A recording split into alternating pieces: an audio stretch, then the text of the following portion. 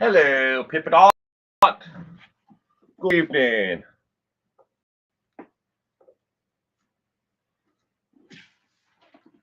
Hope you are having a great night. Janie, I do not see a Janie.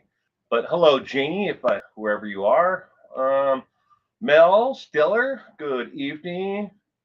Tracy Harrison, oh my God, I got notification. Yay! Yay for notifications when they work. Uh, Rarely does it work for me. I haven't gotten a notice yet that I'm live.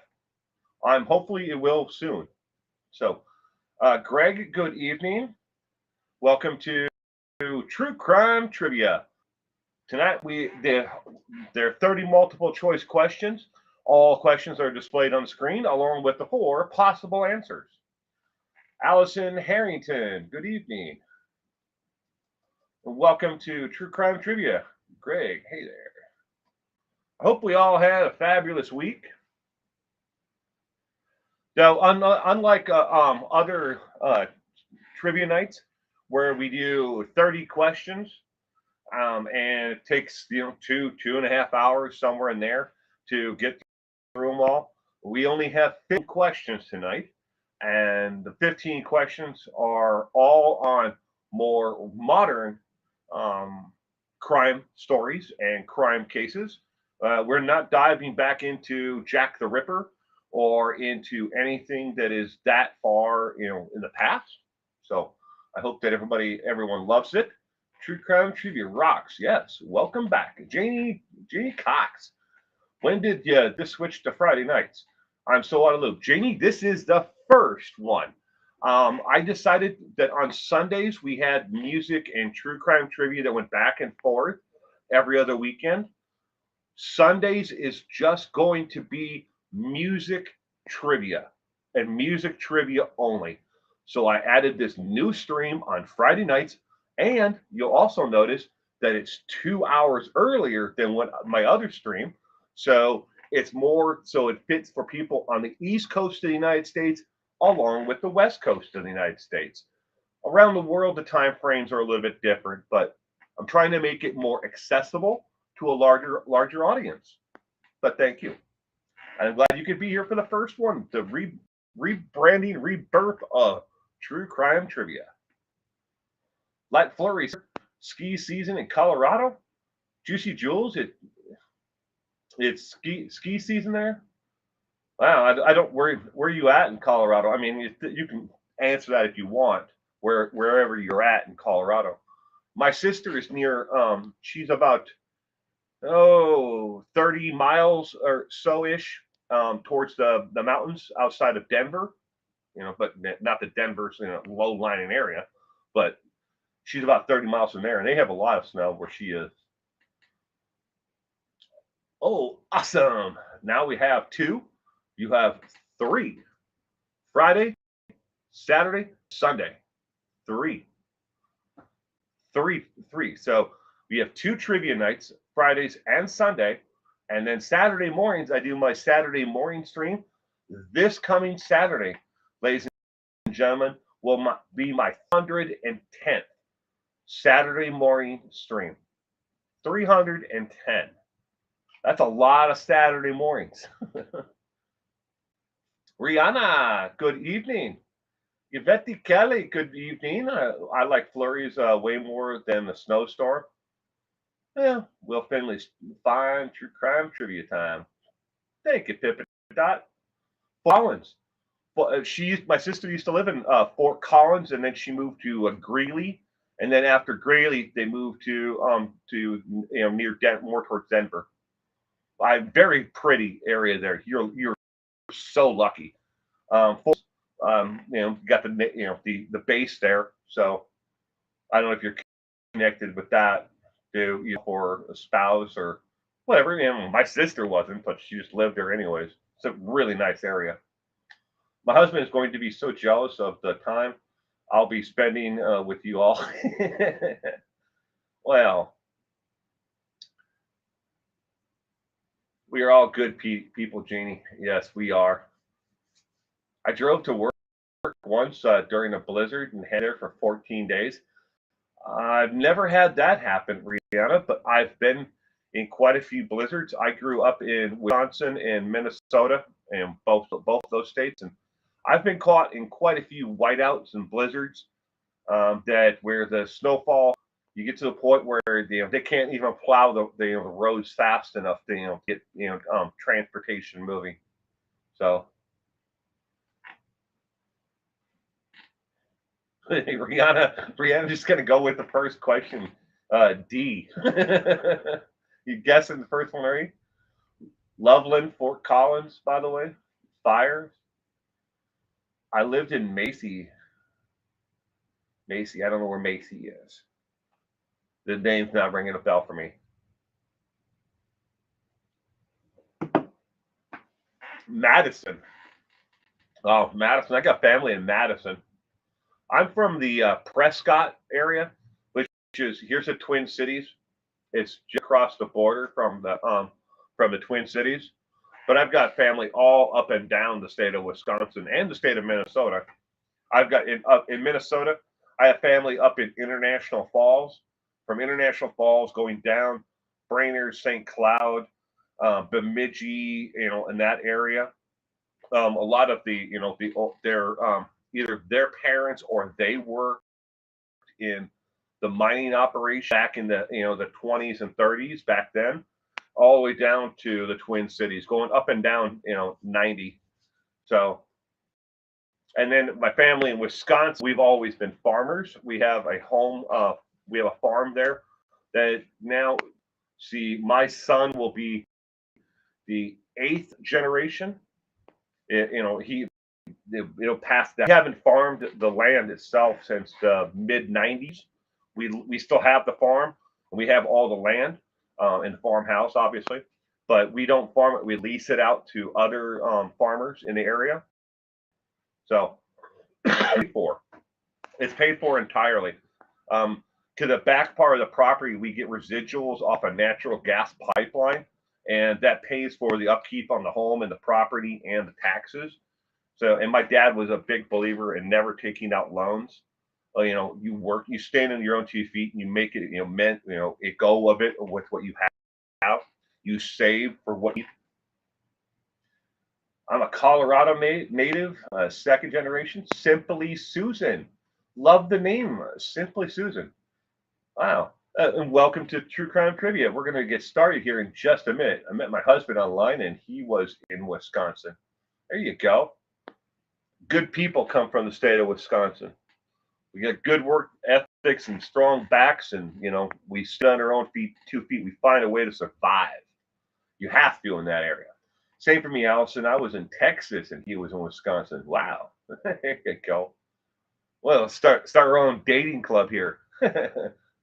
My first time here. Well, good. I like the name, Simply Susan. That from like to me is Simply Susan. The Madonna, Simply Susan. But that's just me. I a lot of things pop into my head when you hear names, even put together. So I'm glad you could be here. Janice Lauren is in Phoenix, Arizona. Well, welcome, Janice Lauren from Phoenix, Arizona. I'm glad you could be here with us. Nice, Allison. I live. I had my grandparents retired from Wisconsin. They moved to Phoenix, and then they went from Phoenix to Tucson. So that's where they ended up living. The rest of their years was in the Tucson area. First time in my life, living in Wisconsin. First time going there to visit them. Side story, obviously. I went there and I was able to pick grapefruit right off the tree along with oranges, and I thought that was the best thing in the world. I ate so many of them, I got myself sick. But I'd never seen fresh fruit like that. In the grocery store, it was like wow. Here, you pick it off the tree. All right. I'm in Canada as well, from Ottawa. April, good evening and welcome to the True Crime Trivia. Jan, good evening. Hey, Will and family in Wisconsin is near me. I'm in natural central Wisconsin, Illinois. Who knew? Will also has the best moderators too. I do. I do. We're very respectful. So let's get to the first question on the true crime trivia tonight. As you'll see that they'll the question and it will be displayed on the screen and four possible answers to most of the questions. There's one question I'll have to explain to you why it has more. So especially if you're new here. So let's get this one rolling.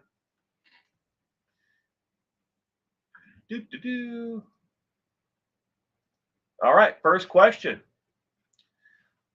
What petroleum company did Chris Watts work for before he killed his family? A, Exxon Mobil. I don't know why that has an E on it, but it does. That's a mistake. B, Shell. C, Anadarko. D, Larco Oil Fields. So if you're new here, you just answer A, B, C, or D. And that's it. French Canadian.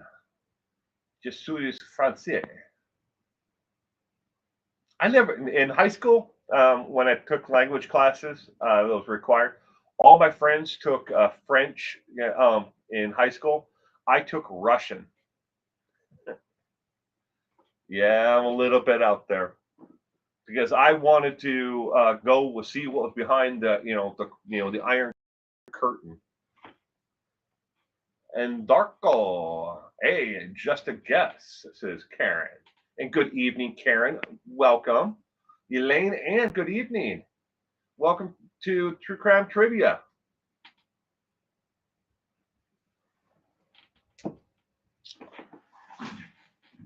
I've been having issues with this stupid thing for like a week where it's supposed to put me in a smaller window on the screen, but for some bizarre reason, it doesn't want to. I'm guessing C. Good plan. It's C, gang. So if everything kind of flashes off the screen here, if that's me I'm still playing with the stupid thing there. That's not what I wanted. I want that, and I want that. No, there we go. See? All right, we got the first part of it. Now I need to get rid of the header at the top. All right. So now we go here. Get up there. See? Hi, I'm still here. My son took Russian history as an elective. He didn't want to waste time, money on BS. Sketty Nona, good evening. And welcome to True Crime Trivia. I'm glad you could be here on a Friday night with us. Exxon Mobil, my uncle is a geologist, went to Syria. Ooh.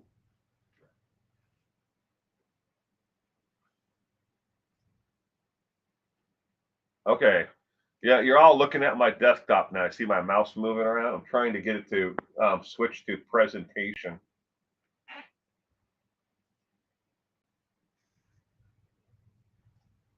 There we go. See? I did it. Yay! I tell people, and people don't believe me, I am an analog man living in a digital world. I am an analog man living in a digital world. Jan Gunny, good evening. If I missed you before, see. Scary Nona is going, hi, greetings. Beautiful crystal vase cut glass from Russia. Ooh.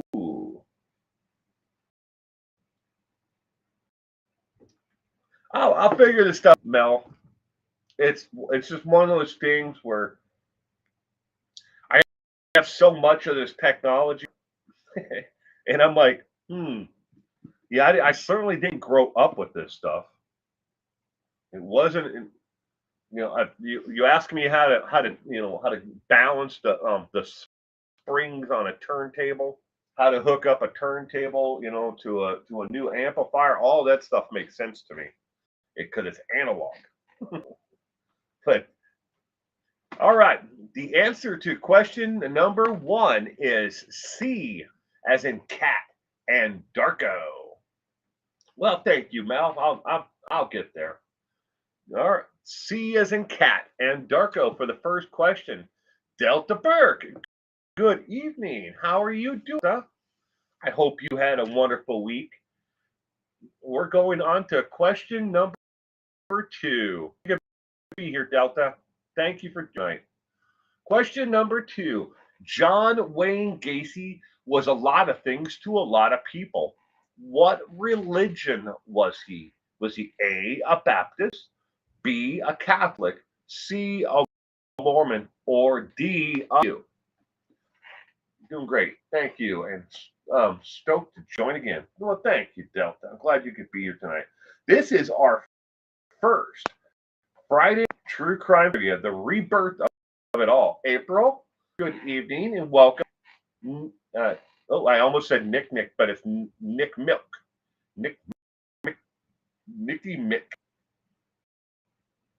Well, welcome, Nicky Mick. Yeah, I got that right. Scrolling up here, I was like, oh. But welcome. I'm glad you could be here tonight with us. I hope you both had a wonderful week. Pippadot's going with Catholic. Yeah, was he Catholic, though?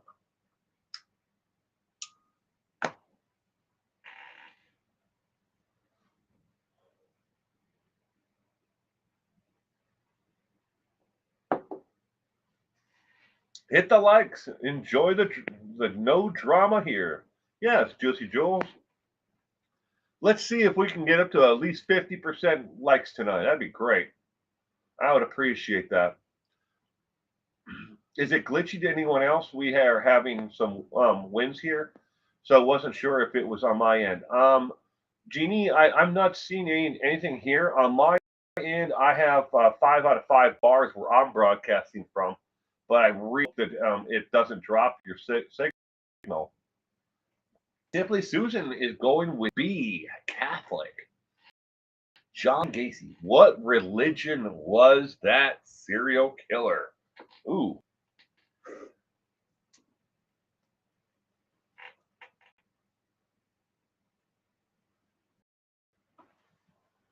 And in case anybody wants to know, when John Wayne Gacy was younger, because his dad was Greek and was raised in the Greek Orthodox Church, he did attend the Greek Orthodox Church with his father.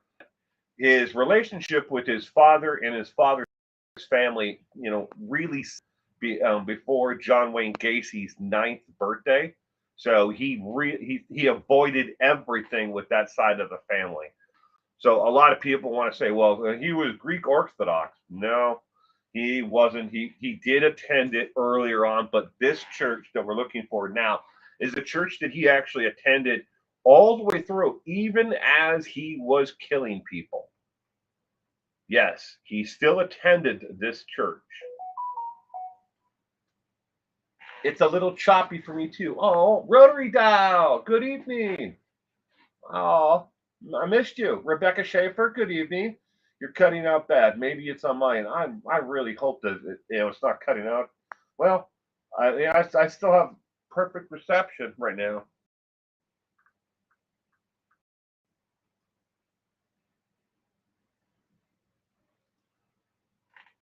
Yeah, I'm getting 5 on each service right now that we're on.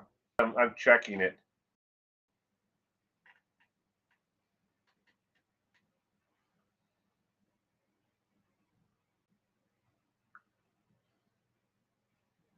Really, I hate Amazon.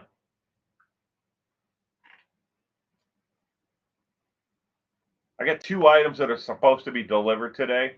And I just got an email that says your package is on the way, but running late. We're sorry for the delay. New expectation date is January 18th. Thank you, Amazon. Well, I guess it's probably not their fault. It's probably going to the United States Post Office. The United States Post Office no longer guarantees first class delivery. He's so freaking. He did a lot while killing. Yes, he did. Don't forget, while killing, John Wayne Gacy was Rotarian Man of the Year, Business Owner of the Year. He partied with the Jimmy and was it Rosalind Carter? Is that what it says? Jimmy Carter's wife's name? It's not. For some reason, the first thing that popped in my head was June, but that's Johnny Cash's wife. But I think Rosalind Carter was Jimmy Carter's wife. But he had dinner with them all while killing people. Colleen, evening, sweetheart. How are you doing? I hope you had a wonderful day today. All right. The answer to question number 2. What religion was John Wayne Gacy during his lifetime? Besides when he was younger, he was a Catholic. B as in boy. Catholic. Audio is fine, but the video is choppy. Oh, spoke too soon. It's the microphone too? Sorry. Sarah, good evening. And welcome to True Crime Trivia. And Karen, you as well. I hope you both had a wonderful week. Thank you for joining us tonight. All right. Question number 3. What did Ted Bundy ask for in exchange for helping on the Green River murders? When they were looking, they went to Ted Bundy and were asking for his insight on what the Green River killer was doing and why he did it. And Ted Bundy gave them some valuable tips, and they were able to actually catch him because of the tips by Ted Bundy. But what did he ask for in exchange for helping? Was it A, time off his sentence, fried chicken, C, a soda, or D, a cup of black coffee with 2?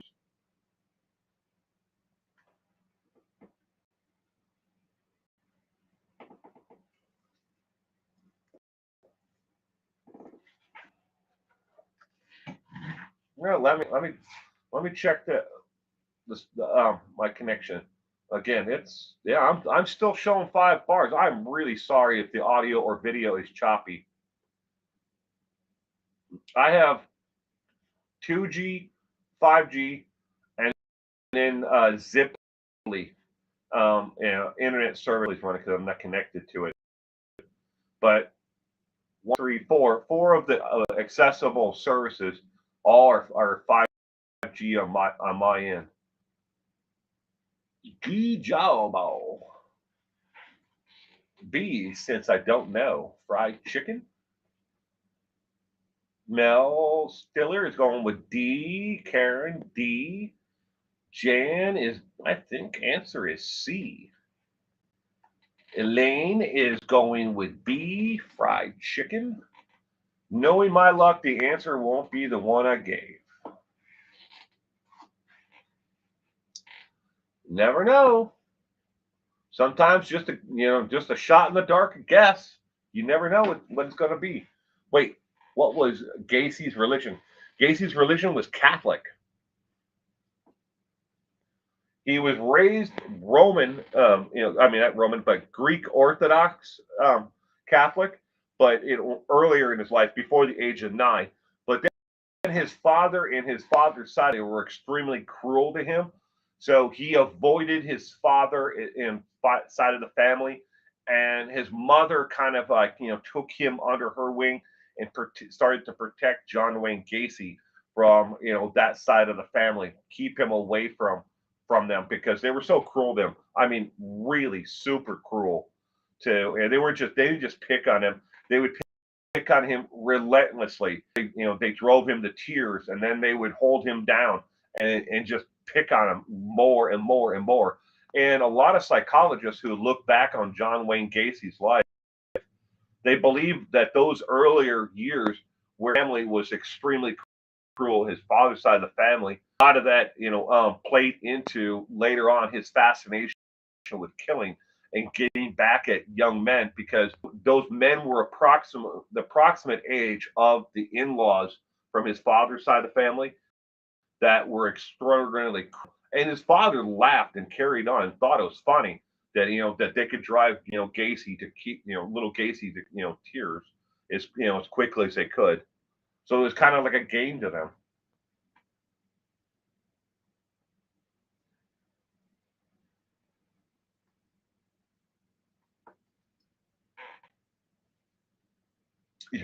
You're hungry? You want AFC, Susan?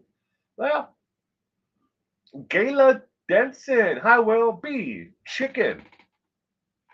What did Ted Bundy want in exchange for helping on the Green River murder case? I'm sorry. I gotta stand up. This stupid chair. I gotta buy a new chair and keep the hydraulic on. If I just sit in it long enough, I'll eventually be on the floor.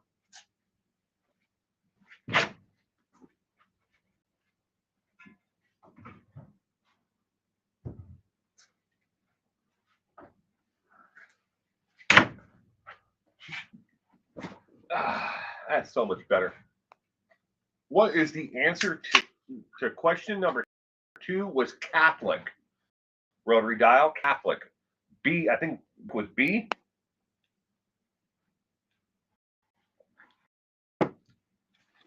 Be very careful with that, Betty Blue. Be very, very, very careful with that. I'll tell you in just a minute why. All right. Question number 3. Ted Bundy asked for what in exchange for helping with the Green River murders?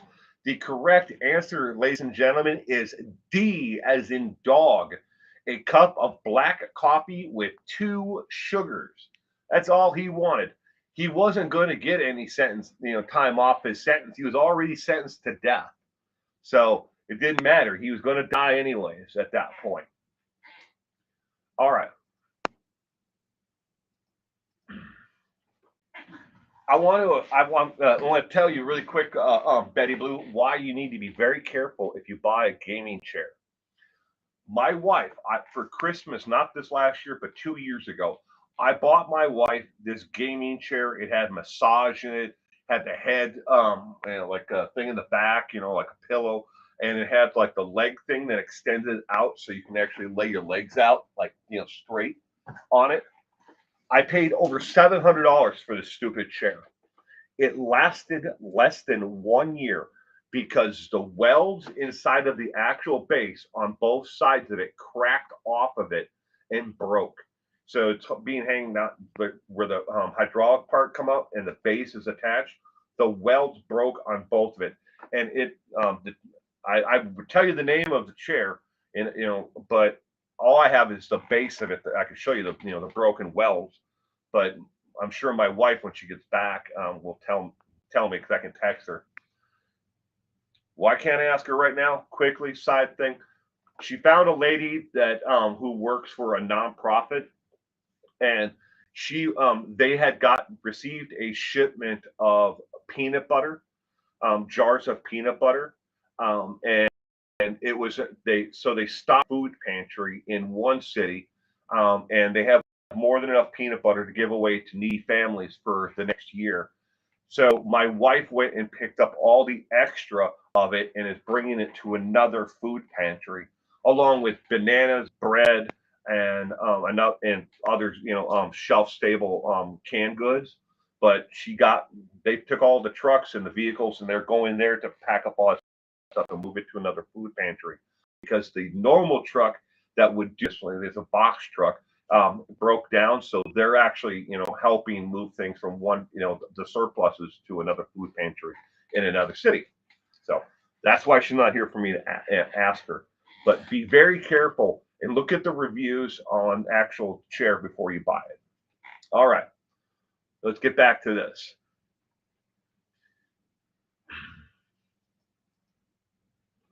All right, here we go.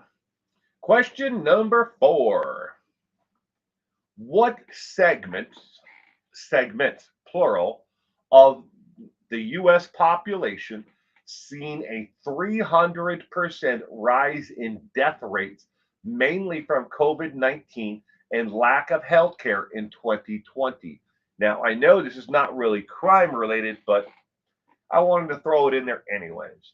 Was it A, the elderly or infirmed, B, the mentally insane or homeless, C, prisoners, jails, or prisons, or D, substance abuse drug addicts. Pick two. You can pick A or C and A or whatever you want. There are two possible answers, or you can just pick one. As long as you get one of the two, it be a correct answer. Sarah's going with A. Betty's going with blue. Nikki Mick is going with C. Anyone need free tests to be on a government website online? Need free tests. I don't know for what. Gayla is going with B and C, mentally insane and prisoners. Janet Harlow. I'm sorry I didn't say hello earlier, Janet Harlow, but welcome to the True Crime Trivia tonight. I'm glad you could be here with us. I helped deliver because there are transport issues. Patricia Camillo.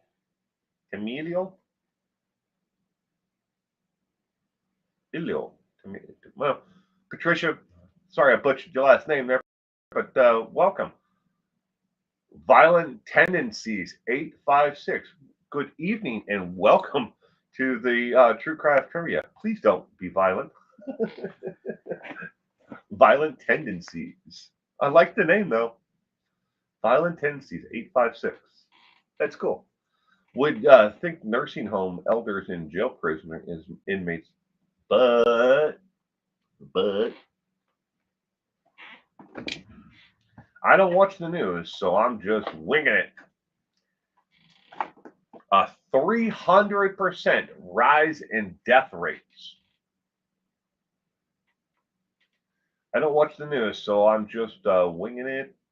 Betty Blue's going, LOL. You said it right the first time. Well, good. This is a tough one. Tam, good evening, Tam, and welcome to True Crime Trivia. I'm glad you could be here with us. I hope you had a pleasant week. Or ad Pippadot is going with A or C. A and C. Elderly and prisoners.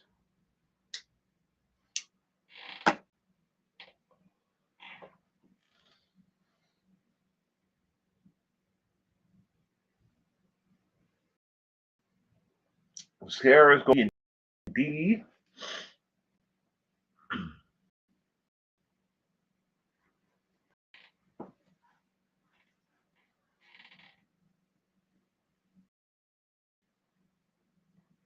There you go, Sarah. A, B, or C, D.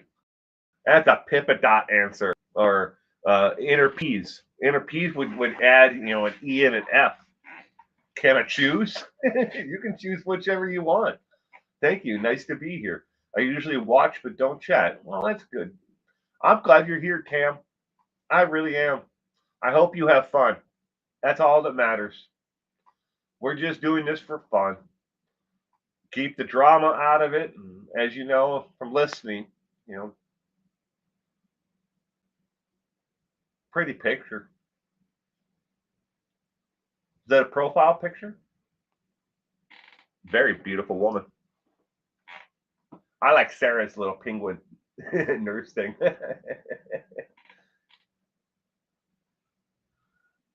All right. What segment of the U.S. population has seen a 300% rise in death rates, mainly from COVID-19 and lack of health care in 2020? What answer did you give?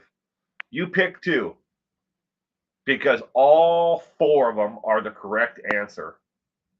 All four of them. Substance abuse, drug addicts who were in prison or out of prison, the mentally ill and homeless were right along in there, and the elderly. We heard a lot about how COVID-19 spread in nursing homes and was deadly.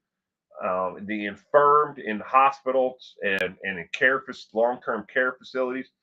Every single one of them was a correct answer. 300% increase over the previous time period from the years before.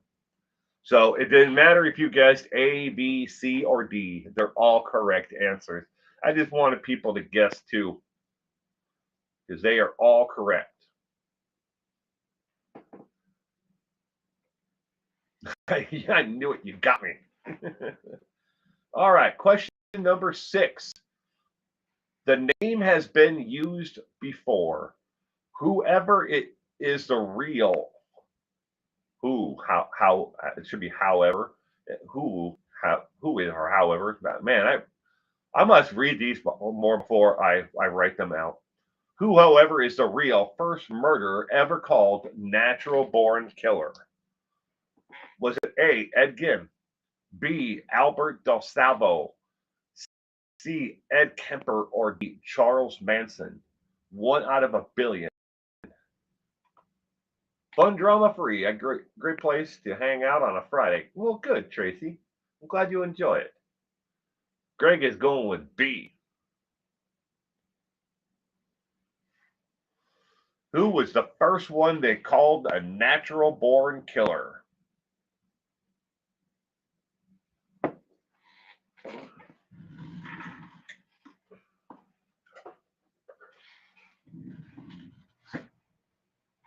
I said A. Patricia's going B, C, maybe A. Kimmy. Good evening, Kimmy to D. I'm glad you could be here with us, Kimmy. Hope I caught everybody.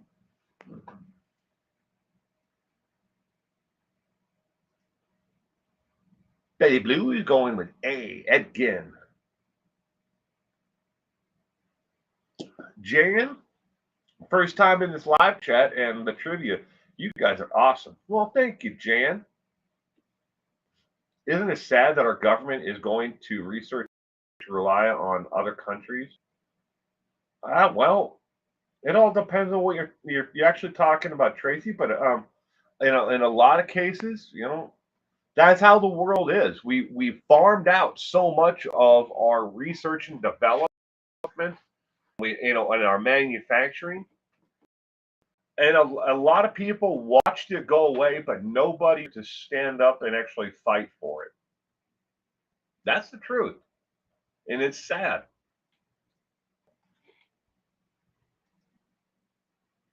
Violent Tendencies is going with A. Ed Gein. I'm watching from Denham Springs, Louisiana. I love your channel. Well, thank you, Rebecca. Well, I hope you had a wonderful week, Rebecca. Reba. Oh, why did I say Rebecca? Reba. Reba Crow. Sorry, Reba. I read your question. I added a C in there for some reason. I don't know why. All right. I tried to highlight it, but it did. It only gave the answer. Look, I don't know. Is it showing? There it is. Tracy Harrelson. It's hiding. So it shows your thing above, and then your name below. Okay.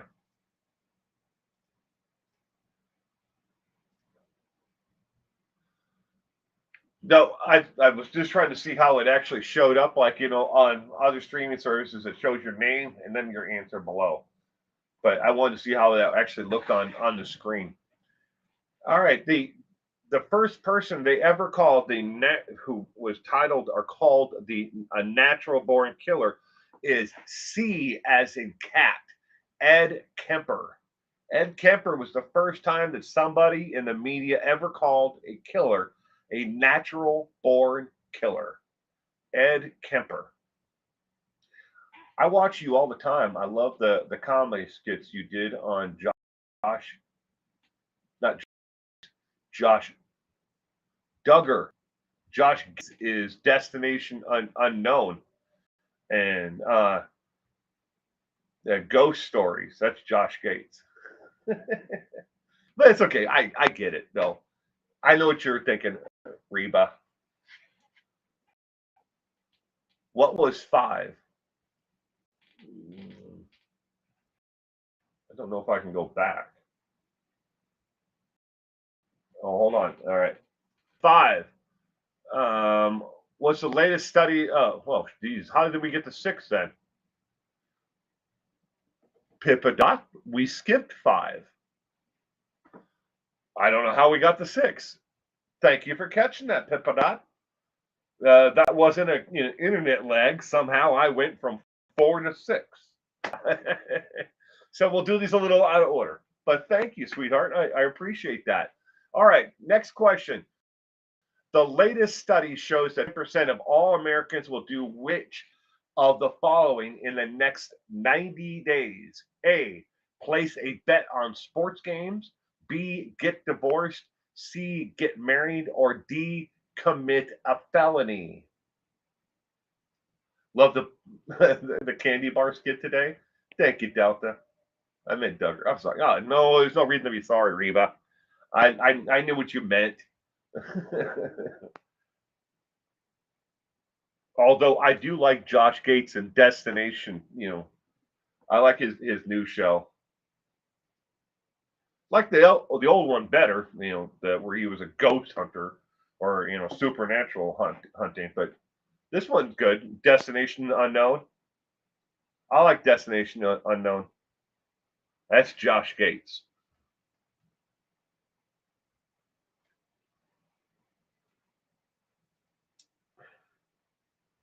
Patricia, all the above.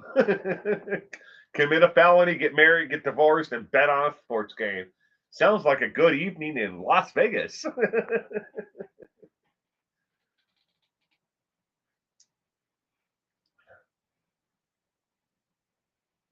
I still don't know how we went from 4 to 6.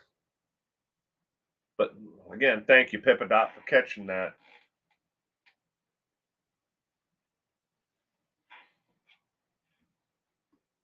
Another trick question. No. Who is Ed Kemper? Never heard of him. Jan, they called him the co-ed killer. He so when he was younger, a younger man, he killed his grandmother and grandfather. Then instead of sending him to prison for the rest of his life for double homicide, they sent him to the state mental hospital. He was there until I think he was 18 or something. I can't remember. He was younger. And then he got out. He wanted to be a law enforcement officer, but what they said he was just too big, and basically there was other reasons. Besides he didn't quite fit in. But he hung out in a bar with law enforcement officers, and in his spare time he would kidnap, abduct co-eds, strangle them, and kill them.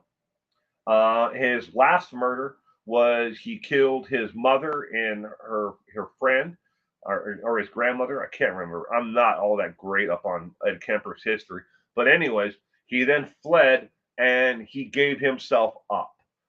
He called one of the officers who he had known, who from the bar, from hanging out there. He was somewhat knew personally, and said, "I want to give myself up. This is what I just did." A lot of people called him the giant, the gentle giant, but the co-ed killer. But the very first time, when his story hit the news after he killed his mother, is the San Francisco Gazette, I think it was. They titled the story "The Natural Born Killer." That was the first time it ever came up in news media. The way the world is going, felonies are way up. Get married or get divorced, take two people, so mathematically you may be better mathematically odds options, but I'm going with A. But to say all Americans sort of eliminates the get married or get divorced, since not all Americans can get married, and therefore not all can get divorced. Very good.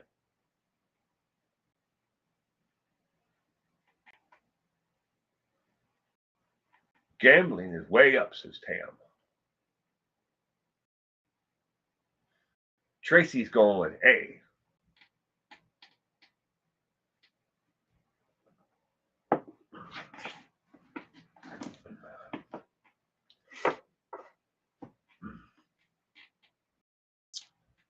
The latest study shows that more than 39% of all Americans, so it's not all Americans, only 39% of all Americans. So that still leaves a greater than 60% of Americans who won't. But 39% of all Americans will do which of the following in the next 90 days? Kimby, Super Bowl. Is the Super Bowl within the next 90 days? When they say commit a felony, dies that as soon as they got caught. Or eventually caught, yeah. Or maybe they answered the poll and they said that based on previous experience. I don't know. Super Bowl, March Madness are coming up. Maybe they will be committing felonies, placing illegal bets. Ooh, Tracy's using logic there for gambling events. What did you do, girl? Thanks, Will, for explaining who Kemper was. Appreciate that. Wow, what a sicko. Yeah, he is. But he is a very interesting individual to listen to. And he's done quite a few interviews over the years. What is he, like 6'9" or something like that? He is just a humongous man. And I mean, and he's got to weigh in right around 290, somewhere in there. He is a big guy. I mean, and not like fat, but big, really big. Valentine's Day is 1 month. Ooh. Question number 5. What will 39% of all Americans do in the following 90 days? Pew, wow. The correct answer, ladies and gentlemen, is A as in apple. Place a bet on a sports game. He did voices for audiobooks. Lieutenant RN, good evening and welcome. I hope you had a wonderful week. Thank you for joining us tonight. And yes, Ed Kemper has done quite a few audiobooks over the years. For those who are blind, he has done quite a few. That is absolutely true. But the correct answer for question number 5 is place a bet on a sports game. It doesn't necessarily include the Super Bowl, but we also have NHL, we have other basketball. We have a lot of sports that are out there right now. But 39% of Americans will bet on a sports game within the next 90 days. And even those, you may not consider it gambling. A lot of people don't. In office pools, like on sports boards and stuff like that, people don't consider it gambling, but it is. It's still gambling on. I'm 2 for 2, says Tam. All right, so we question number 6. So that's question number 6. So now we're really going to go on to question number 7. All right, question 7. How many people did William Sutcliffe kill? No, you can't trust his number. Yes. When it comes to William Sutcliffe, the Yorkshire Ripper or Yorkshire Killer, his number is nowhere near what they know, and they could factually prove that he actually did. He has one number in mind, and it's not right. Can you help me? Can you help me? Can prisoners in federal prison call family? Patricia, yes. Yes, they can. As long as they are on an approved family connection. Just like in state penitentiaries. They can't call just anybody. But there are some prisons that are, state prisons that are a lot more loosely. Let's just, for instance, use Josh Dustin's. Will he be able to call his family? Yes, as long as he has money on his inmate account, the phone number is on the approved contact list, and he has no restrictions against someone at that address. If they're, for instance, if there was a victim who lived at that address or at that phone number, he would not be able to call it. But otherwise, since there are no restrictions in that case right now, yes, he could definitely call to his home. So, but they must be, I mean, in most circumstances, they must be on an approved contact list. If they're not approved, no, you can't call them. But their inmates have a way of working around that. They get together with their buddy in prison. Their buddy calls that number who doesn't have restrictions. They dial the number, and then they say, and then they hand the receiver to, say like someone like Josh Duggar, and Josh Duggar then says, Josh, into the phone, and then the person on the other end says, the voice recording says, will you accept a collect call from Josh? Or, in that case, if it's a collect call. And then the person says yes, and then Josh switches phones with the other inmate and then gets around the restriction in case there's a restriction on it. So there are ways for inmates to get around it. They shouldn't, but they do. And if they could get time in the hole, or segregation for it, segregation, or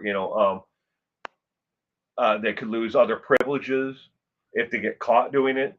And if they are actually calling a victim itself, they could be charged with additional crimes if there's a restraining order, in circumstances like that. I hope that answers your actual question, though.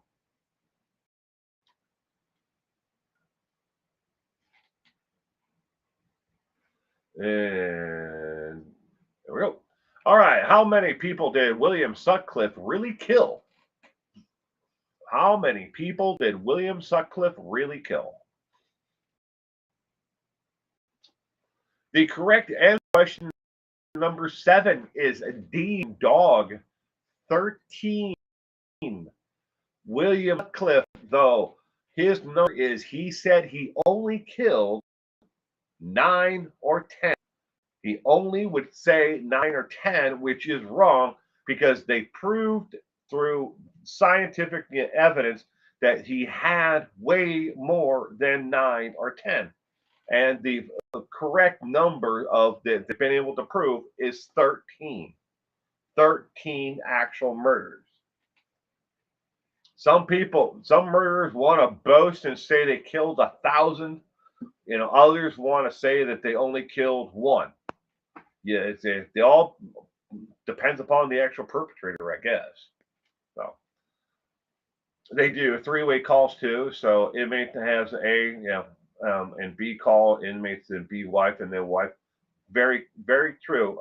Nikki Mick, very true. I forgot about explaining the 3-way call, and you did a terrific job there. And thank you for explaining that as well. But that is another way they get around the restrictions. So it does happen. No, don't the prisons listens to calls? They record them, but they don't listen to them in real time. If they have 1,500 inmates in the prison, they would have to hire 1,500 people to be able to listen to every single phone call going out or going out. You can't call in, but in that circumstance, or in some prisons there might be 1,500 inmates, and the phone systems are just constantly going outward. And then some prisons have tablets that they allow inmates to use. They check them out from the guard itself at the station, and then they can make FaceTime calls with them. But those are based again on only if they have money on their account. So there's just not enough people to be able to record everything and listen to it in real time. And then you'd have to, if you want to prove that, that someone like Josh Duggar was calling a victim, you'd first have to be able to prove it and listen to it and voice match it and forensics and everything else would be involved with that. And a lot of times they're harmless calls. They're just people that they're not supposed to talk with, necessarily. Maybe they had a restraining order, but the two of them are in love. They're in their love land, but it happens. Oh yeah, I remember Casey Anthony jail calls. Heck yeah. Oh, I hate that lady. I hate her. All right, going on to question number 8.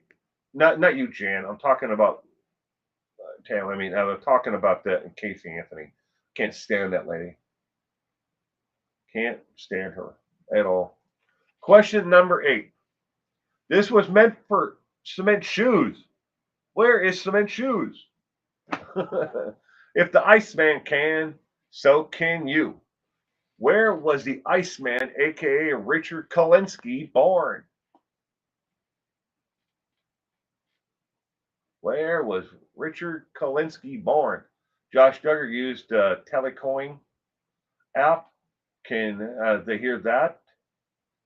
Um, well, everything within the county jail where he's at now, Pippadot is recorded. 100% of every communication, email, telephone, everything is going out is recorded. And a lot of it with federal penitentiaries is the same way. State prisons play a lot more loosely with the communications going outwardly, but they can and they do have the option flag certain numbers within the system. New Jersey says Gala. Guess how many years Duggar gets? Juicy Jules, if I have to guess, I'm going to go with 20. He's going to get. They're going to give him the maximum on the one count, and then they're going to, and the other count. If they give him anything at all on that count, they're going to have it run concurrently. So he'll have to do 20 years.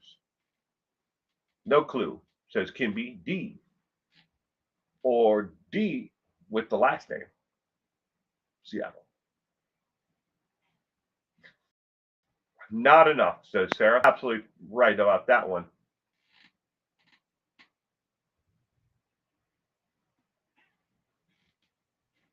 I think B, but not sure on this one. Juicy Jules is going with Seattle. The fact that they are making everything digital, including scanning mail, uh, clever way to reduce smuggling things into prison.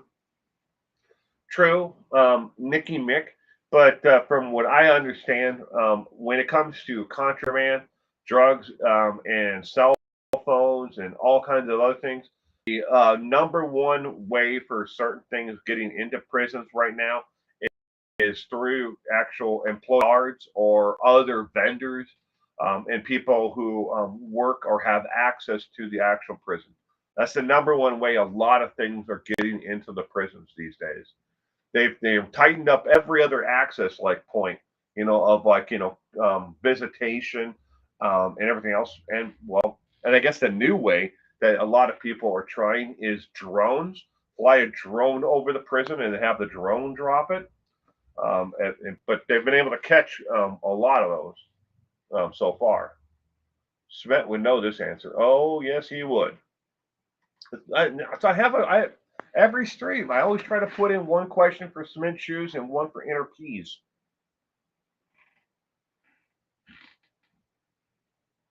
How are your kiddos, Will? Juicy Jules? Oh, well, my son is currently fighting a little bit of a cold. He came home today. He has a low grade temp of 99. He's just not feeling 100%. But he's overall, I would say he's doing pretty good. He is enjoying everything that he should. The world's still new to him. I mean, he's only 5 years old. My wife and my daughter, my mother in law, and my sister, they all work in medical care. And my daughter works in end of life care, hospice. It's kind of like hospice, but it's another individual private program. But the state where I live in, Washington State, right now, they just declared a medical emergency because of shortages of nurses.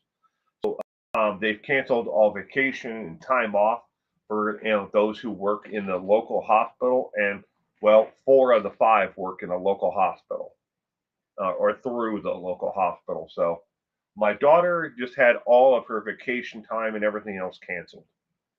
So, and it's all because the governor just decided to deploy over 100 National Guard members to 5 hospitals within the state to help with COVID vaccinations and testing and other administrative uses because we're dealing with a huge shortage right now. You were a hospice nurse, Lieutenant RN. Thank you very much. It's an area that is duly needed, and a lot of people really don't last in that area. And it's an area that a lot of people really should. Um, you know, they see a nurse, they think of a nurse in a hospital, walking the floors, taking care of patients. But we need those nurses, like in hospice care because nobody should die alone, and no one should ever be left alone, especially in their dying years. In time like that, it's truly sad. And thank you again. He may have just hurt animals. How many counts he get? Josh Duggar, there are 2 counts. 2 counts. I'm going to move it over here so you can see it with the green screen in the background. 2 counts. There are only 2 counts that they charged him with, and 2 counts that they convicted him on. All right. Where was Richard Kalinsky born? He was born in B, New Jersey. He was born in New Jersey, and he worked from a young age on. He was influenced by the mob. He had several family members who were in the mob, and he then became later on a mob hitman. In case you don't know who Kalinsky, the Iceman, is, I think his daughter actually wrote a book. My brother is in G going through the hospital to hospital. G. My brother is in NG. Colleen, I don't know what NG stands for, sweetheart. I'm sorry about that. Friday Night Dateline 2020. Nurses are overworked and underpaid. One of the 2 counts is lesser included. Yes. The more serious charges for Josh Duggar is the actual receiving the child pornography. So there's receiving and actually having the child pornography. And to prove the receiving part, they had to prove that he knew that he actually had it, and that at some point on that computer, they had to show that he actually clicked on the file while it was after it had been downloaded. And they were able to prove that in a minute by minute by minute time of the entire thing. But the actual possession of child pornography is the more serious of the 2. So he went to 20 years on the possession of child pornography. National Guard. Oh, sorry. Thank you, Colleen. I wasn't sure if that was like another medical program or something else. But thank you very much for explaining it to me. I appreciate that. All right. Let's go on to question number 9. Murder is murder. Sometimes you just have to take a break. Killing is hard. Killing's hard. What did Katherine Knight do after killing her partner? Made a stew of him. B, threw him overboard at sea. C, mailed him to his mother. Or D, bit him and had a beer. What did Katherine Knight do after killing her partner? His plea bargain was for 10 years, and he turned it down. So I'm saying no less than 15 years. Yeah. And you know what the other part about that, Nikki, is if he would have taken the initial plea bargain, he still would have had to register for as a sex offender for the rest of his life, but he would have been out in less than 5 years. And then the rest of it would have been converted to house arrest and then a extended time of parole. And turned it down. And the Duggar family had to be like going, oh shit. And when they laid out that timeline of minute by minute by minute, started downloading the pornography, logged off of the dark web and then accessed his bank account and then logged back onto the dark web, and they showed that minute by minute profile of everything he was doing, and well, everybody, you imagine how the prosecution felt. They're like, yeah, we know we got you. Well, thank you. We offered you, this to save taxpayer money, but you screwed this up. But his family had to be looking at there going, oh shit. They know a lot more than we thought they did at that point. Because they had him. A 6-6 story, says Tam. That's absolutely true. So, which one did she do after killing her partner? I'll be right back.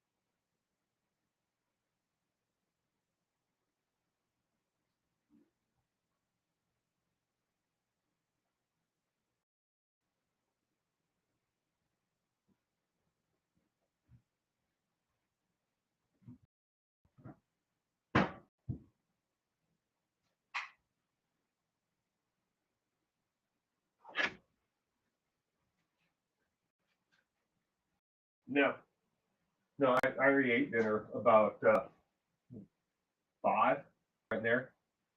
Okay. Sorry.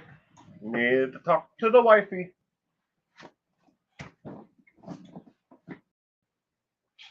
I can't say I will give the answer away. LOL.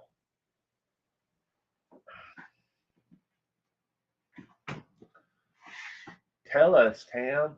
I know he's nuts to not take it. I guess it shows either his smugness or lack of faith in the truth, or also the other option there, Nikki, is that he got really poor advice from his attorneys. If they had any idea just how when it comes to the federal government, when they convict, not convict, but let's just go back a little bit. When the federal government brings charges against somebody for a crime like this, of possession or distribution of child pornography, they have better than a 97% success rate. It's very rare that the federal government would offer a plea agreement on anything less than 50% of the total time that they would expect an inmate to, the person that they're going to try for the crime to get. So if they offered him 10 years, that would be 50% of the total maximum of 20 years. And his attorney, through obviously, advice from them, from his attorneys, they said, well, no, we can fight this. Their theory of someone remotely accessing the computer, and downloading the pornography, that was a great theory. A great theory and a very plausible theory. Or that another employee had access to the computer, another plausible, theory. But they burned him. I mean, they absolutely torched him and his attorneys to the ground when they laid out that timeline where they showed that he accessed the pornography and then switched off it to access his bank account and withdraw money from his bank, buy cryptocurrency, and then log back on and buy more and download pornography after hours.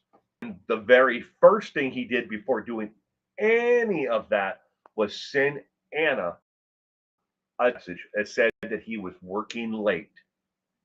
When you put it all together, piece by piece by piece, you knew right then and there the fence was finished. And so did the jury. They were all like, yeah, okay, yep, he's guilty.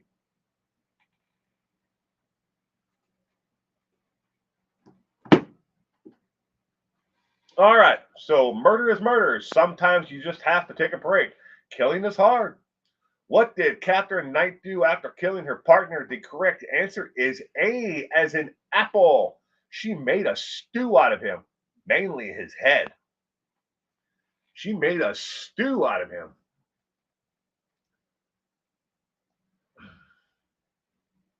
Let us know, Jan.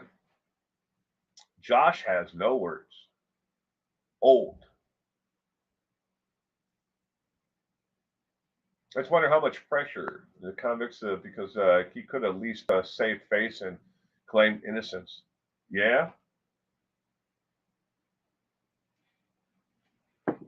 All right. Question number 10. Speaking of natural born killers, what is actor Woody Harrelson, mob killer father's first name? In case you didn't know, Woody Harrelson, the gentle man from Cheers, Woody Harrelson, the the funny comedian, stand up and actor Woody Harrelson. His father was a killer. What was what is his father's first name? Now each one of these that has a nickname after him. Attention too much to the nickname. Where you're just trying to figure out what is Woody Harrelson's father's real name.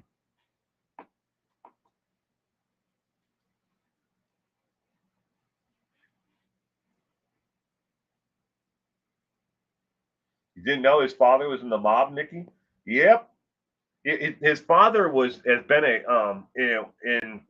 in some connection to crime his entire life. His father's first actual felony conviction came at the age of 15. His father, not Woody, but his father. His father's first felony was at the age of 15. He's been in and out of jail most of his life, but he was definitely in the mob, a mob contract killer. But what, don't worry about the nicknames, the ones that are in quotes, but what is his father's real name? Because some of the nicknames there um, only have to do with what the mob called them. They're not nicknames that the media call them. So that's why it can be confusing. That's why I wanted to make sure everybody knew that.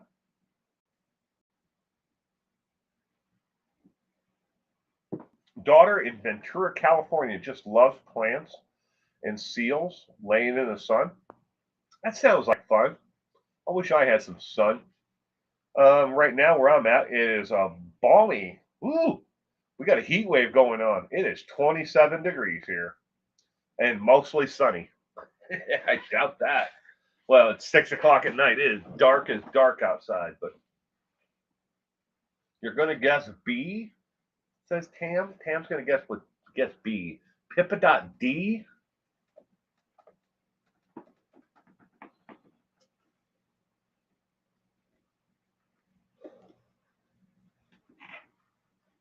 Because being called 22 sounds pretty awesome.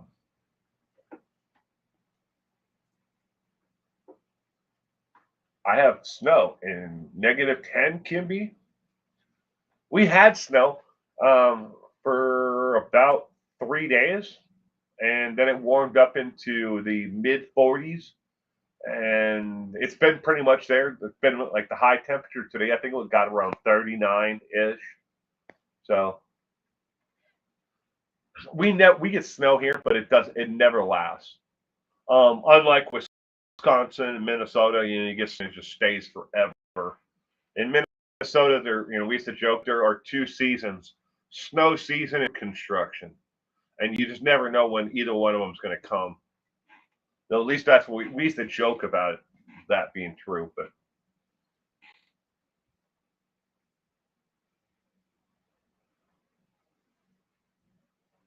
Gayla is guessing D.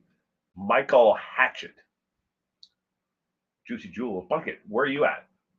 Simply Susan, I'm in Washington State. Average high is 0 in Minnesota, or Minnesota. It's high 0. Yeah, No, I'm in Washington State. I would be in Wisconsin right now today, and I never would have left. Well, I mean, obviously I left. I was in the Marine Corps for quite a few years, but besides that, I never would have left the state of Wisconsin. But I fell in love with the woman, and she told me right off the get go, the only way I was ever leaving the relationship was in a pine wood box, or if she buried me out back. So I said, you know what? This because I don't want to end up in a pine box, nor do I want to end up in a shallow grave in the backyard. Tam, I live near Great Lakes Naval Base. Oh, there you go, Juicy Jules. Love the Great Lakes. Every summer we used to go. Me and my dad, when I was a little kid, we used to go up to Lake Superior. We go up there for go fishing.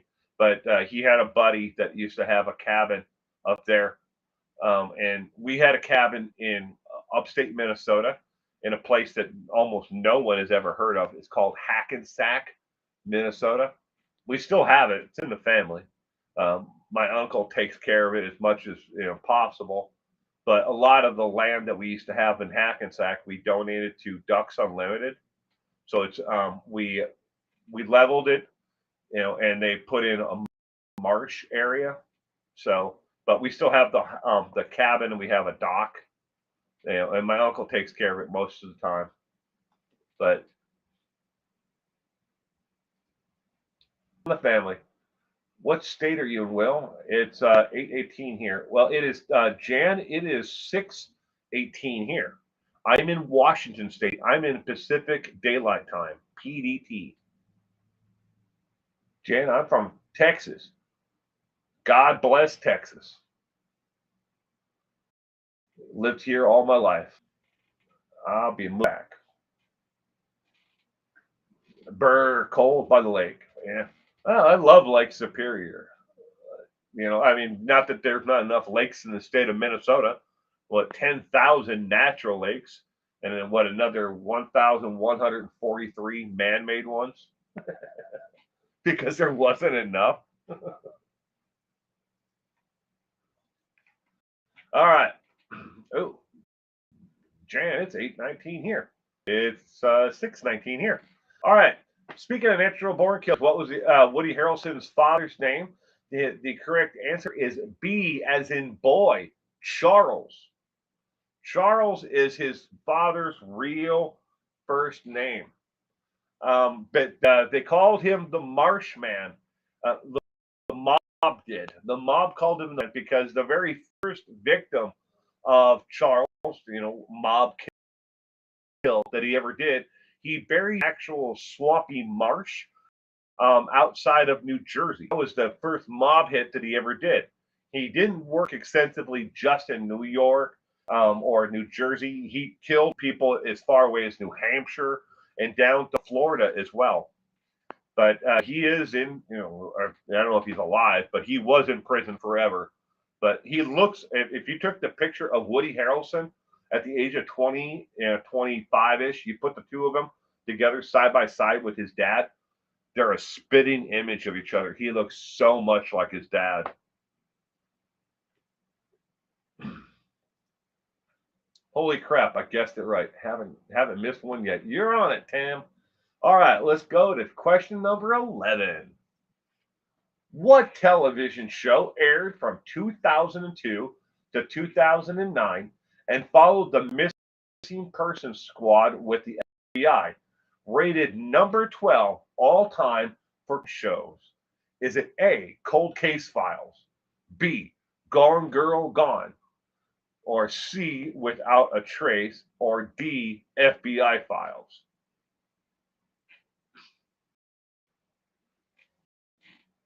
Don't guess B.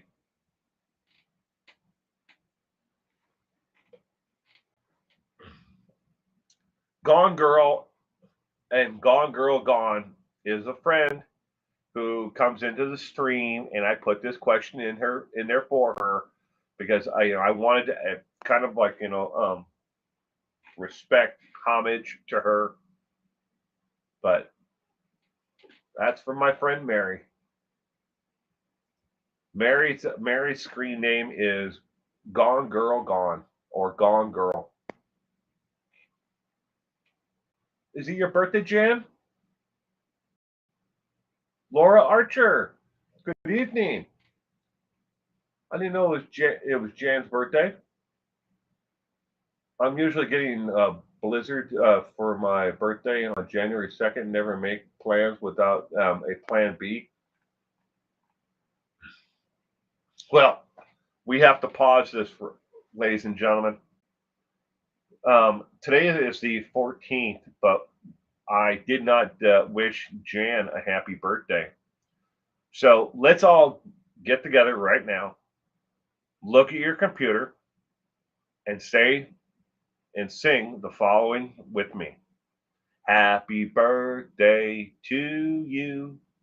Happy birthday to you. Happy birthday, dear Jan. Happy birthday to you. Happy birthday, Jan. All right, ladies and gentlemen. Now we can move on.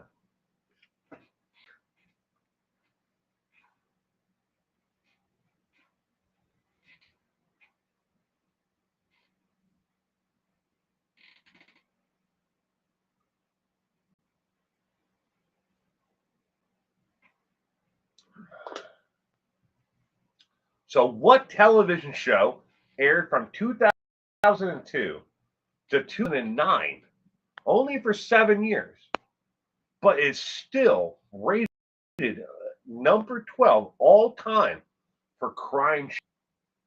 That's a good question. Well, he said, don't guess B. So that eliminates 3, when only leaves 3, and eliminates 1. Cold Case Files, Without a Trace, or FBI Files. Which one is it?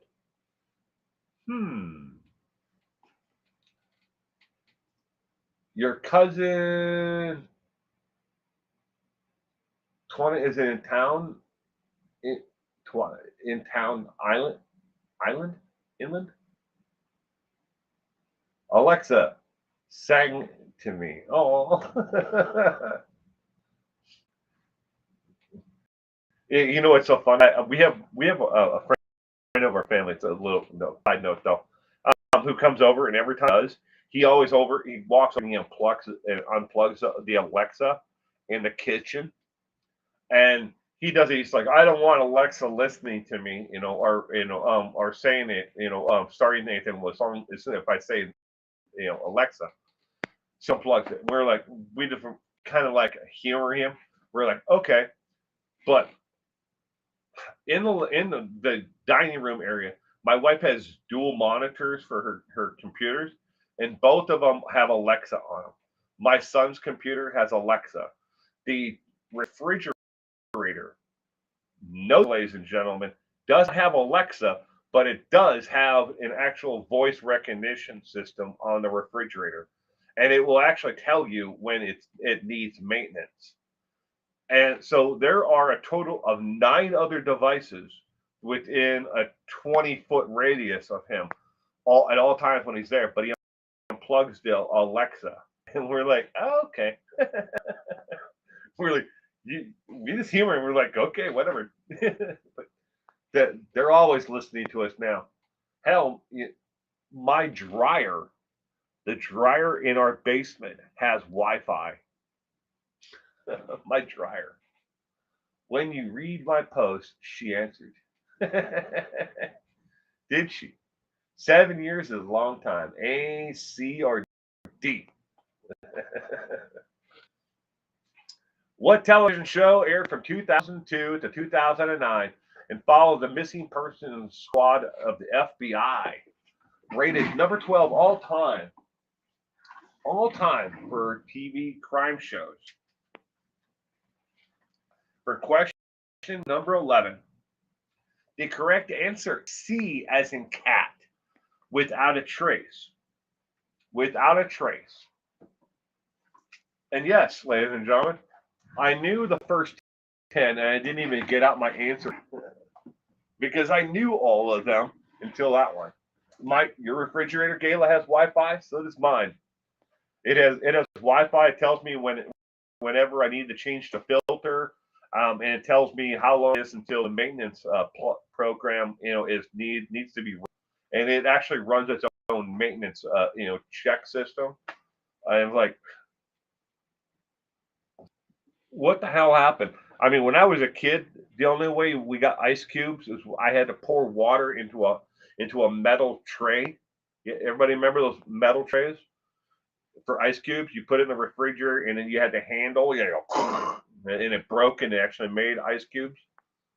The mine actually tells me right on the refrigerator when you walk up to it. You don't even have to touch anything. It just tells you how much ice is in the container. And I'm like, that's scary. But what am I gonna do? Oh, I'm sorry, Colleen.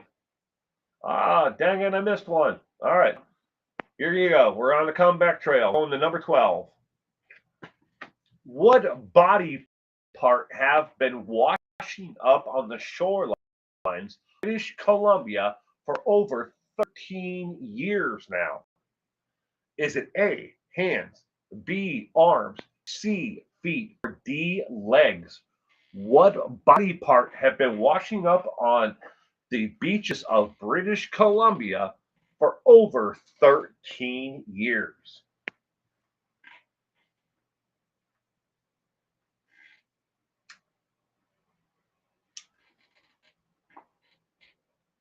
Rotary dial's going with C, simply Susan C. Brooks, there you are. There's Brooks. Good evening, Brooks. Good evening. Welcome to True Crime Trivia, new stream on Friday nights, Brooks. Well, I'm glad you could be here, Brooks. I hope you had a really great week. Thank you for joining us tonight. What the heck? Right? Oh my God. Where are the rest of them? Very good question. Left hand RN's going with C. Jan going with yes. They mustn't taste good, so I'll say C. Feet.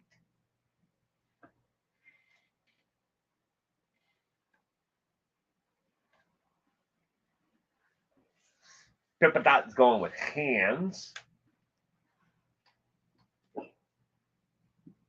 Gala D with legs. Oregon or Washington?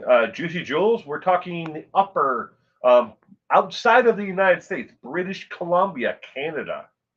So we're going up past the Seattle, up past Bellingham. We're going up just above the United States. But the current works in a counterclockwise cycle from Hawaii, and the Pacific Island going that way, and then up along the Russia, and that back down towards British Columbia, Seattle, and then everywhere else. Good night, everyone. Are you leaving, Patricia? Meet. Good evening, Mimi. But Patricia, thank you for being here. I hope you have a great week ahead. And Short Nice, good evening, Short Nice. I hope you had a wonderful week. Thank you very much for joining us.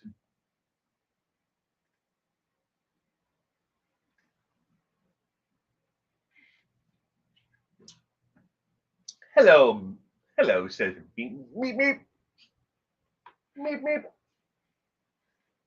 Love saying that. Love saying the name. Meep, meep. I bet my son would love that too. If I walked inside right now and said meep meep, if he'd have me repeat it about 50 times. He likes things that are repetitive and in sound and in tone like that. I need a new refrigerator. Have to use ice tray still. Well, same here. Well, except for my new refrigerator. I've got another one here, just outside my studio.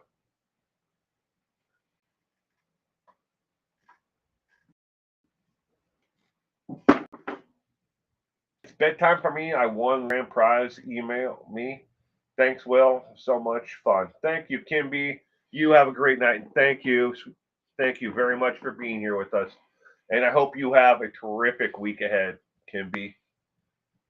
All right. What body part have been washing up on the shorelines of British Columbia for over 13 years? No ice trays in mine. Old one, ice maker. I don't, the new technology that costs a fortune for this stupid stuff, and it don't last forever. It's all made out of plastic. It ain't like the old stuff. I'm telling you, you find yourself like a Maytag or a Kenmore or something from the 1970s, and that sucker will outlive us all. You can't. These new ones, you get maybe 10, maybe 15 years out of them. As soon as the warranty expires, everything breaks on them, and they ain't worth nothing. But anyways, that's beside the point. I don't like the new stuff. I want to put my milk in there. I just want to keep the milk fresh before it spoils. That's all I really want it for. But anyways, what body part has been washing up on the shorelines of British Columbia for over 13 years? It is C as in cat, feet. And some of them are in tennis shoes.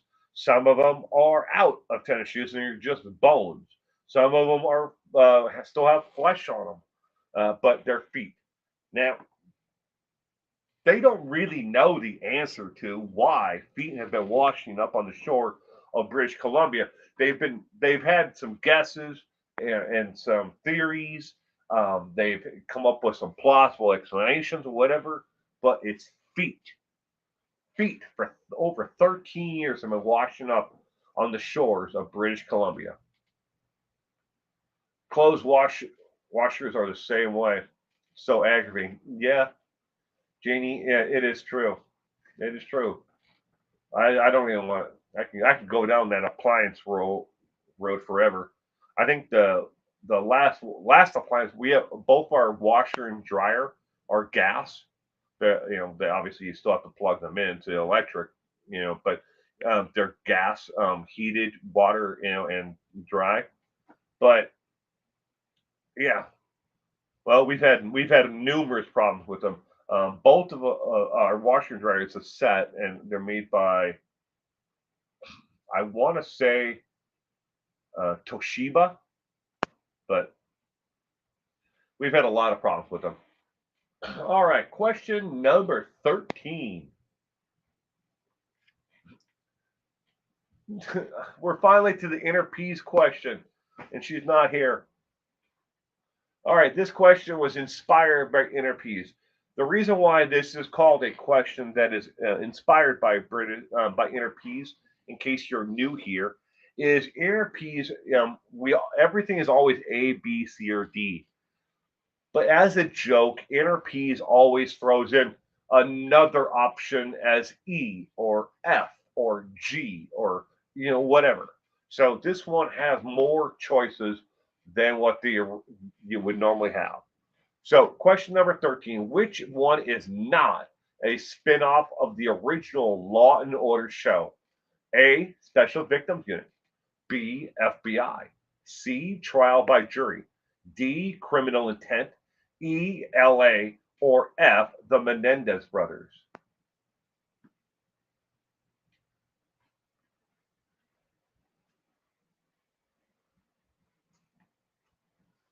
Which one is not a spinoff of the original Law and Order? Dun, dun, dun, dun. I love the Law and Order. There you go, Colleen. E or F. Be right back. My wife is. What she need? Oh, shit! I thought I hit silent. What? Is that in here?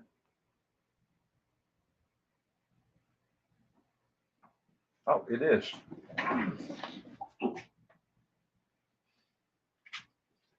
Got to bring a book to my wife. I'll be right back. 1 minute. So go ahead and guess. I'll read them in a second.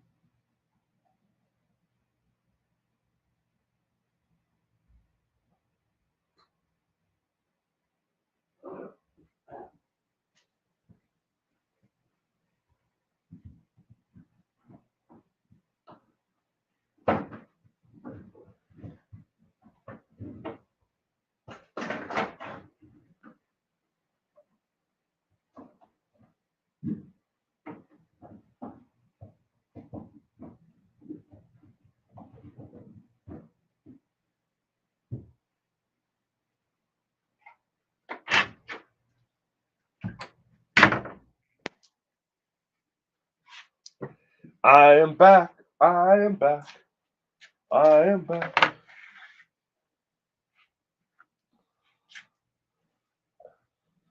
Year F. F says Jeanette. Jeanette Pirate. Welcome, Jeanette Pirate. I love Law and Order. One of your faves or your fave? Simply Susan is going to go with. I was going to go with Z. Go at the end of the alphabet there. I think my favorite when it comes to Law and Order.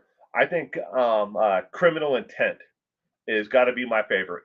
The well, I'm gonna have to go with more of the original cast, or not the first season, but probably like in the middle in there. Um, I like Criminal Intent. Gayla, how's Crystal doing? She's doing great, Gayla. She's doing great. She's learning just how difficult it is to be a YouTuber and a streamer, such as myself. She plays games and does it, but she's realizing just how much it's not simply as turning on a computer and a camera and doing it. Now she's realizing a lot more. It's like, wow, I really did not understand just how difficult it was for you and how much work it is. I just thought you just turned on a camera and then you just did it. There's so much more involved in the background. So SVU, Special Victims Unit, TAM, was Stabler. I like Stabler. I like SVU, that dude cop. I could watch him the show all day long. Stabler or Munch. Munch is on Special Victims, isn't it? Munch. That's Richard Belzer, the comedian. Yeah, Belzer was actually hilarious as a comic, stand-up comic. And he left at the height of his comedy, stand-up comedy. And then when people saw him, he was going to be on a television show. We thought maybe for a year, then he's gone. But no, Trial by Jury was good. Wish they would continued it. Yeah. All right. Which one of these is not a spin-off of the original Law and Order? The correct answer, Stabler or whatever. Yeah. The answer to this one, which one is not a Law and Order show that was a spinoff, is B as in boy, Law and Order FBI. There was a show that was similarly named, but it was not a spinoff of the original Law and Order. So B as in boy. Olivia Benson, my daughter is so much like her and resembles her too. Wow.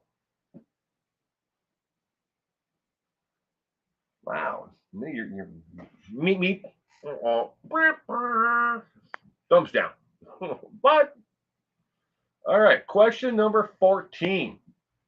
What heavenly cult convinced 39 members to kill themselves to be lifted to the heavens on a spaceship? Was it A, the Rashnish Enlightened, the B, the 1408 Dolphin, the C, Heaven's Gate, or D, Heavenly Father's Alliance? Which one?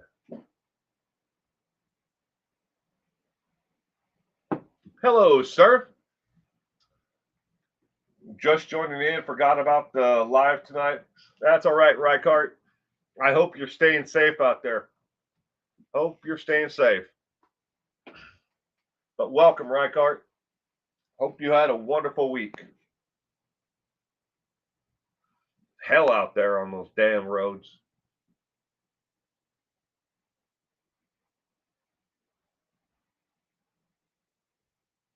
Rykart is going with C, Heaven's Gate.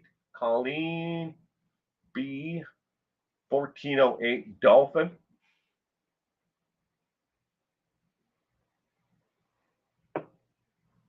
Is this the black blanket on the body one? Janie, yes. To answer that question, they all were wearing underneath the black blankets. The only thing you saw was just their sneakers. Every one of them was wearing the same kind of sneakers. So, yes, this was a weird cult. Yes, yes, it was. But they convinced every member to commit suicide. Windy. It's windy out there? Oh, Kansas was windy. Oh. Oh, you're way down in Kansas tonight, huh? Well, regardless, Rykart, I hope you stay safe out there. Pippin is going with C, Heaven's Gate. Tam, agreed with Meet Me. Meet Me. All right, what heavenly cult convinced 39 members to kill themselves to be lifted to the heavens on a spaceship? The correct answer is C, as in cat. C, as in cat. Did anybody guess B? I think somebody did guess B. 1408 Dolphin. That's from the book and from the movie 1408. And the hotel where that room was called the Dolphin Hotel. The Rashnish Enlightened were a splinter cell of the Rashnish movement in the 1970s.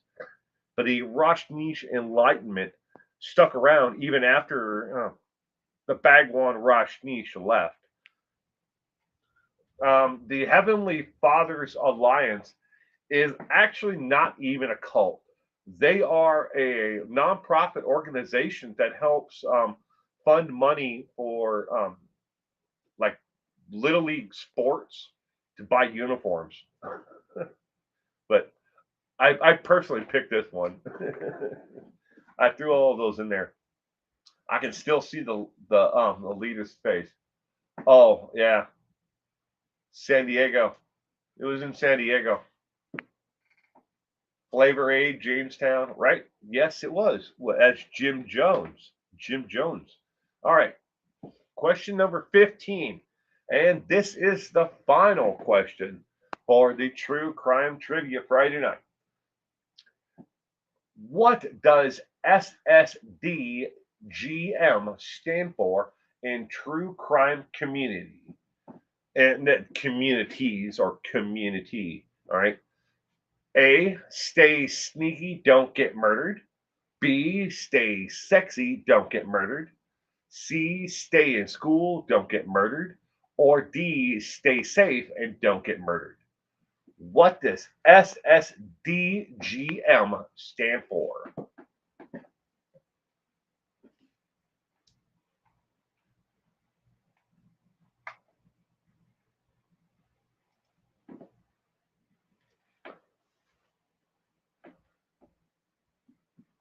Do you know this one, Pippadot?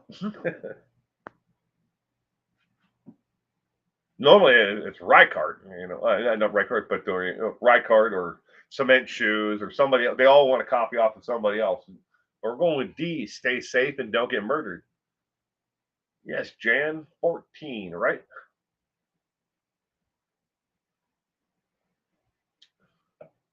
Simply Susan's going with all the above.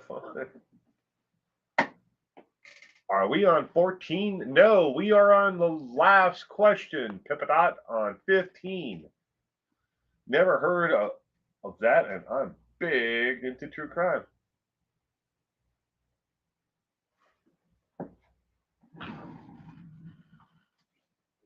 Gotta get my notebook out again so I can give you the reference to this one.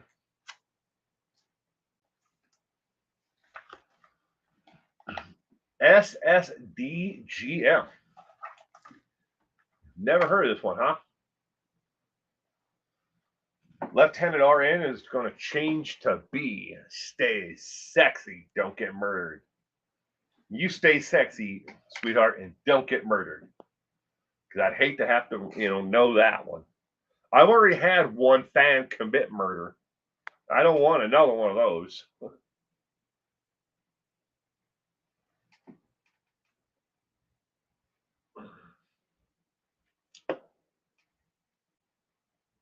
That's what I guess. D. But D sounds more hip. Right, cut? I'm looking. I'm watching.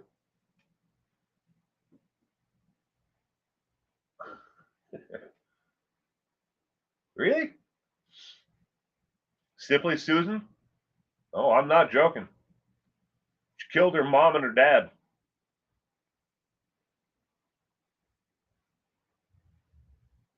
Stabbed them both to death. Well, allegedly. I have to add allegedly in there. Because she was found mentally incompetent to stand trial. But they're both dead. And they were both stabbed to death. And she was the only one there.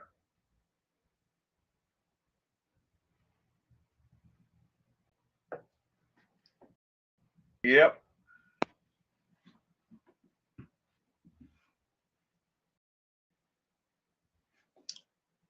She's not around. Not for the longest time afterwards. Not.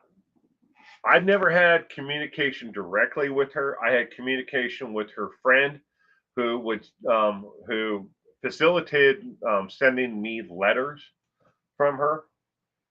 I mean, she started off as just like somebody else in the stream, simply Susan, where I would talk to her and I would chat with her, trade emails back every once in a while, and then she did it, and then her friend, who was also in the stream, would share emails that she would send her, and then she would write her letter, and then or a card, and then she would send her another card, two like birthday cards in the same envelope, one for her friend and one for me. And then she'd take pictures of the two of them from the envelope, and then show me that one was for me, and then send me the card. Yeah, but well, she stalked you? No, no, she's actually she never meant any harm towards me at all. And what she did to her, allegedly did to her mom and her dad, was more about the abuse and control and everything else that they had gone out of their way to make sure she never had a life of her own. There's a lot to it, but um, I've kept in contact with her best friend for a lot of years since then. In total. So I understood where she was coming from to a point. I mean, I don't think she needed to kill her parents, allegedly. But all right, to the last question. What does SSDGM stand for in the true crime community? It stands for B, stay sexy, don't get murdered. Now, A lot of people look at this and this question and the SSDGM and they say, well, isn't that from the Murder Indo podcast? And no, it is not from the Murder Indo podcast. It was something that Ted Bundy said to a reporter from the Miami Herald, he was leaving court and he said it to a reporter. Stay sexy, don't get murdered. And he pointed at her.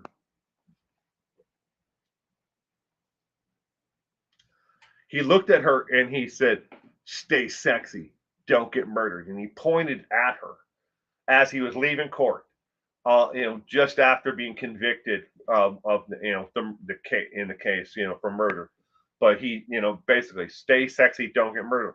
So it's been passed around within the true crime community, authors of books, podcasts, YouTube channels, Facebook, MySpace. It's been passed around everywhere. Stay sexy, don't get murdered.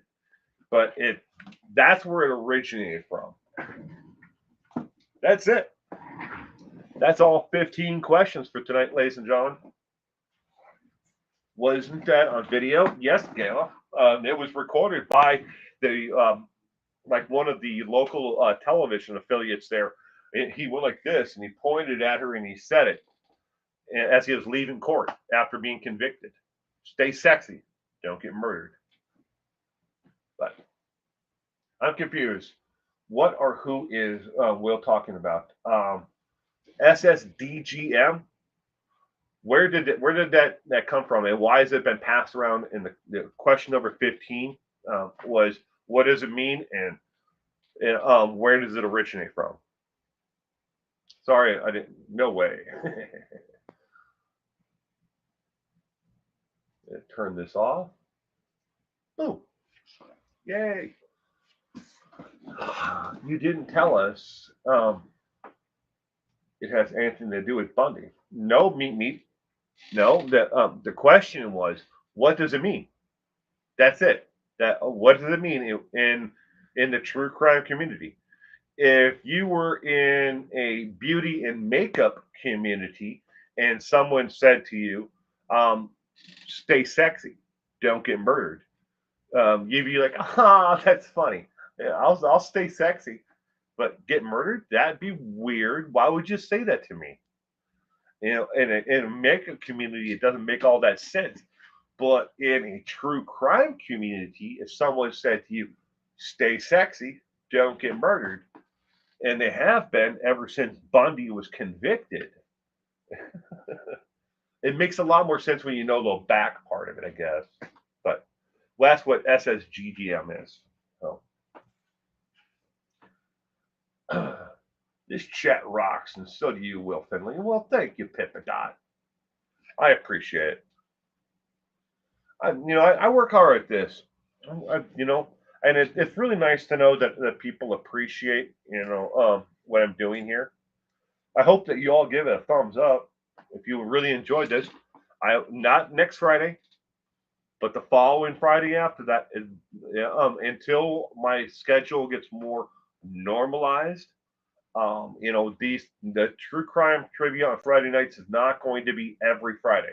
It's going to be every other Friday until, I have a special needs child, and he has dance class on Thursdays and Fridays. It's not really dance, so it's more of a way for him to interact and try to come out of his shell, if you will. It's follow a program and do something that he doesn't necessarily want to do. They call it dance, but it's more running around or skipping or jumping around in and out of circles, or but it's something. When you have a special needs child, like I do, anything that can get them to push their boundaries of what they feel is their norm, or what they feel is not unsafe, but it's a safe environment with other children that are just like him, who are on the spectrum. and he has those on Thursdays and Fridays. But until my schedule normalizes somewhat, I can't do it every Friday. Otherwise, I would do a stream Friday, Saturday, and Sunday every week, and everybody knows that.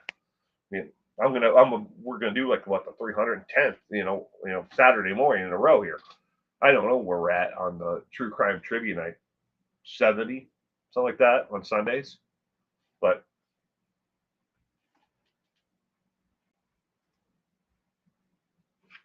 well, thank you, Simply Susan. God bless your son and you. Thank you. What's dinner now? How do you pronounce that? K. Sega Rigatoni? Second Sag? Ready to Honey? Yeah, I'm butchering the hell out of that. Keep forgetting he is young. What a sweet little man. He is. Good night, Will. And really enjoyed it tonight. Well, thank you. Thank you, Lieutenant RN. And thank you again for your service to your community and working in hospice care and being a nurse. I really do appreciate you and everybody out there who does that. Colleen, you take it off too? Good night, sweetheart.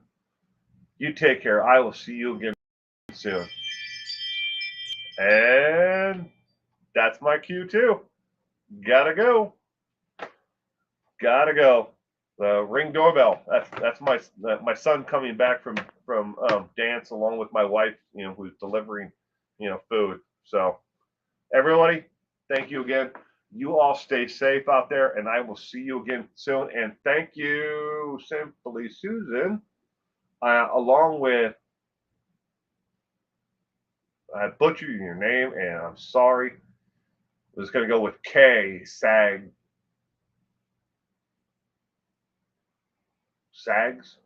Keg Sags. I'll look at it and I'll work on it later. Lemon's character and Baby Lemon's blowing a party horn while marching. Oh, isn't that cool? Thank you again, everybody. Thank you very much. And Rykart, sir, you stay safe out there, man. Weather and all the idiots on the road, I feel for you, buddy. I do. Everyone, have a good one. Good night.